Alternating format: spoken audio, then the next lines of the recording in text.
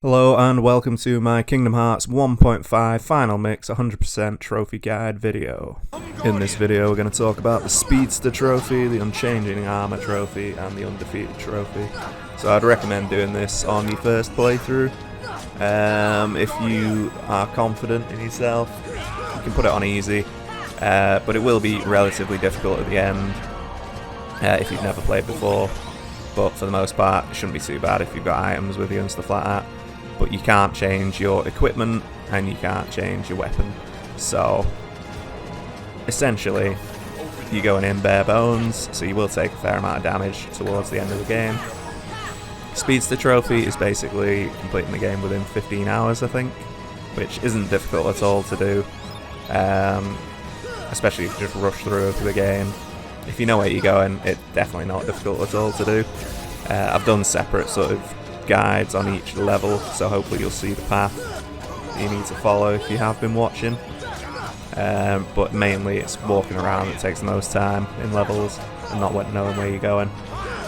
For the most part, like, killing everything is generally quite quick. Obviously when you've not got upgraded keyblades or anything like that, it's going to take a fair amount more time, especially on the harder enemies. So trickiest bit's probably at the end of the world, to be honest, the end of the game. There's not too many enemies that are very difficult. You could train if you wanted to for a few hours if you were struggling, because I finished it in about 8 hours or something. I was sort of casually sauntering through, wasn't particularly rushing, as you can see. But yeah, I'd recommend just learning the paths of the worlds and then you'll be easily through it. But if you do decide to do all three in the same playthrough, it can be done. It's not too difficult, it's just getting used to bits and pieces. The thing with the Undefeated Trophy is that you can actually die, you just can't click continue. So if you make sure you save whenever you're at a save point, then it shouldn't be too much of an issue. Obviously you've got certain moves like Leaf Brace, so they're just going to help you heal through certain attacks. You might even get the... I can't remember what the name of the move was where you survive with 1 health. But that's sort of late level kind of one. But Leaf Brace is really useful in terms of surviving fights. Especially these Ansem fights and the Riku fights and the...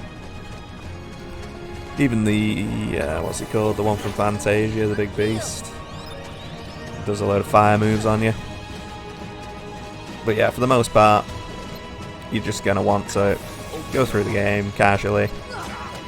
You don't have to do all this on the same run, and if you do it on the same run, it's not too bad. But especially with this boss as well, if the guy doesn't swipe you, you can just constantly get like hits off him. But if he does swipe you, then he starts doing the stupid ball move where he grabs you. So if you're good enough, you'll avoid this move altogether pretty much. You'll just attack. But you can attack him in between the moves and stuff as well, which will stun him, which is good. Once he does his crazy move though, you need to get out of the way of this. You can roll out of the way, I'm pretty sure. I just decided to fly for some unknown reason. Probably not the best idea. Never mind.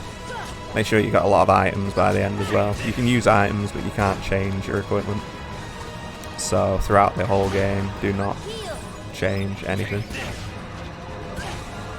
So basically just don't go into the menu, in the equipment menu. You won't have any issues.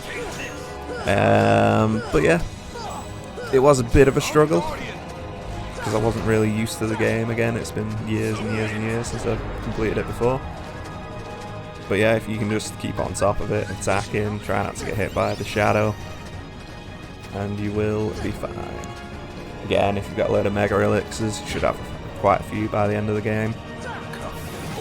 Useful item to have. You got Iroga and stuff like that. I hate the way he dodges, it's so annoying. I don't actually know what to do on that bit where the question mark comes up.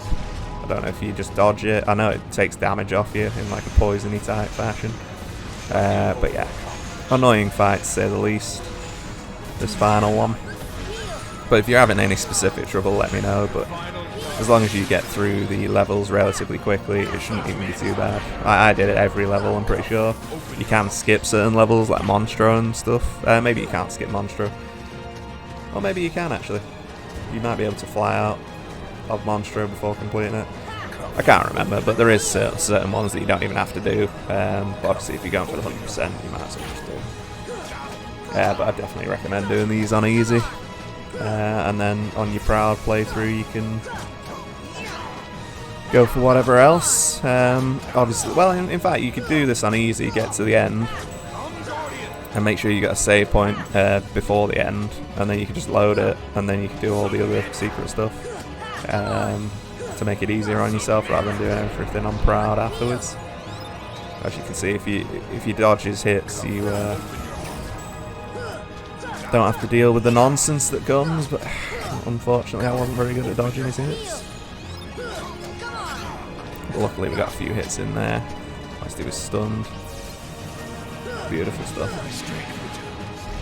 But yeah, if you got any specific questions, let me know in the comments, I'll help you out where I can. And yeah, if you enjoyed the videos, please like and subscribe. I know I'm just ranting on and not really providing anything useful, but it is what it is. It is what it is. Have a good rest of the day. Take care. Peace out.